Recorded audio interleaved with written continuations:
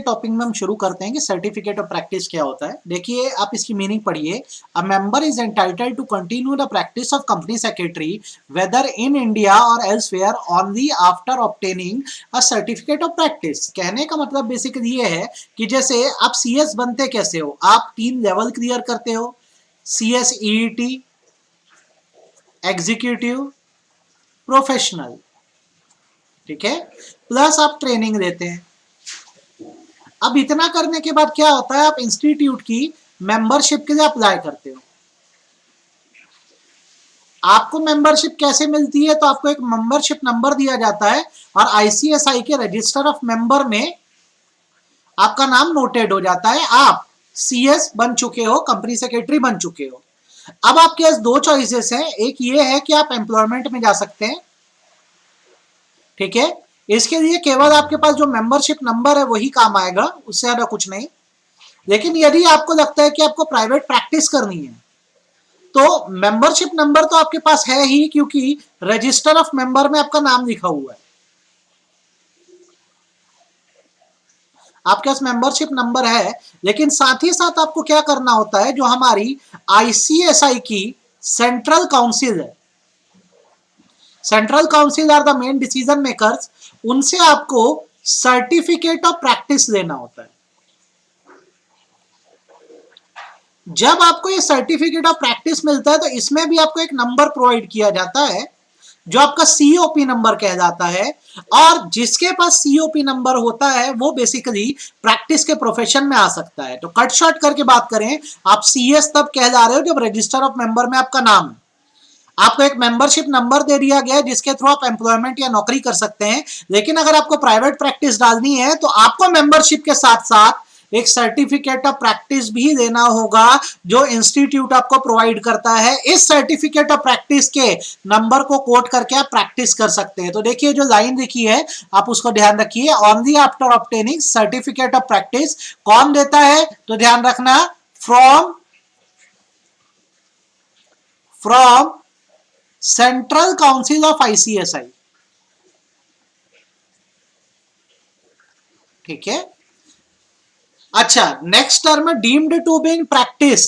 कब एक मेंबर को माना जाता है कि वो प्रैक्टिस में है, एम्प्लॉयमेंट में नहीं है, तो नॉर्मली ये माना जाता है कि अगर वो अकेला है या दूसरे प्रोफेशनल्स के साथ पार्टनरशिप करके इनमें से कोई काम कर रहा है। जैसे कि नंबर 1, एक्सप्रेसली कंपनी सेक्रेटरी का प्रोफेशन कैरी कर रहा है, प्रैक्टिस कर रहा है, या फिर कंपनी के प्रमोशन का, फॉर्मिंग का, इनकॉर्पोरेशन का, अमालगमेशन का, रिकंस्ट्रक्शन का, वाइंडिंग अप, इससे रिलेटेड वर्क कर रहा है।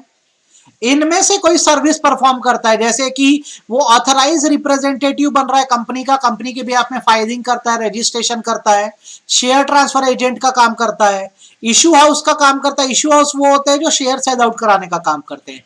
स्टॉक ब्रोकर का वर्क कर रहा है, सेक्रेटेरियल ऑडिटर है, कंपनी को लीगल एडवाइस देता है, सर्टिफिकेट्स इशू करता है, पब्लिकली ये बताता है सबको कि वो कंपनी सेक्रेटरी इन प्रैक्टिस है, प्रोफेशनल सर्विस देता है। ये वो सर्विसेज है जो एक प्रैक्टिसिंग कंपनी सेक्रेटरी दे सकता है, या फिर कोई ऐसी सर्विस जो काउंसिल को ओपिनियन में ऐसा है जिसको करने पर आप सीएस इन प्रैक्टिस कहलाओगे, तो आपको डीम्ड टू इन प्रैक्टिस माना जाएगा।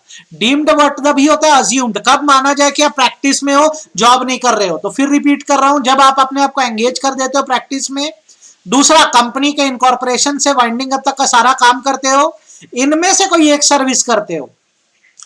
कंपनी के ऑथराइज रिप्रेजेंटेटिव बने, कंपनी का शेयर ट्रांसफर का काम देख रहे हो, शेयर इशू का काम देख रहे हो, ब्रोकर का काम देख रहे हो, as a secretarial auditor work कर रहे हो, कंपनी के एडवाइजर के तौर पे वर्क कर रहे हो, कंपनी को अलग अलग समय पे जो सर्टिफिकेट चाहिए होते हैं, जैसे ड्यू डिलिजेंस सर्टिफिकेट अगर कंपनी को चाहिए, आप बना कर दे रहे हो। खुद को पब्लिकली बता रहे हो कि आप कंपनी सेक्रेटरी इन प्रैक्टिस हो, ठीक है। आप प्रोफेशनल सर्विसेज दे रहे हो इन प्रैक्टिस, या काउंसिल को लगता है कि कोई और काम करने से आपको प्रैक्टिस में माना जाएगा, तो आप बेशक प्रैक्टिस में। तो ये हो गया प्रैक्टिस, सर्टिफिकेट ऑफ प्रैक्टिस का कंसेप्ट और डीम्ड टू इन प्रैक्टिस का कंसेप्ट। नेक्स्ट कंसेप्ट आता है रजिस्टर ऑफ मेंबर का। जैसे कि मैंने बताया, आप जब मेंबरशिप के लिए अप्लाई करते हैं तो रजिस्टर ऑफ मेंबर में आपका नाम एंटर कर दिया जाता है। तो जो काउंसिल होती है उसके पास प्रॉपर रजिस्टर ऑफ मेंबर होता है, और उसमें क्या क्या लिखा होता है, तो इसमें आपका full name, date of birth, आपका डोमिसाइल, रेसिडेंस और प्रोफेशनल एड्रेस होता है। ठीक, किस दिन आप एज अ मेंबर एंटर हुए दिखा जाता है। जैसा आज आप सीएस बने, सारे आपकी फॉर्मेलिटी कंप्लीट है, आप मेंबरशिप के लिए अप्लाई कर दो। एडिशनल आपकी क्वालिफिकेशन क्या दिखा जाता है, ये लिखा होता है कि आपके पास सर्टिफिकेट ऑफ प्रैक्टिस है कि नहीं है, और इसके अलावा कोई पर्टिकुलर हो वो भी लिखा जाता है। करना क्या होता है बेसिकली कि हर साल 1 अप्रैल को लिस्ट ऑफ मेंबर पब्लिश की जाती है, ठीक है, और आपको एनुअल मेंबरशिप फीस पे करनी होती है ताकि आप अपनी मेंबरशिप बनाए रखें। यह हर साल आपको पे करनी होती है 30 जून के पहले, बिफोर 30 जून आपको ये मेंबरशिप की फीस पे करनी होती है।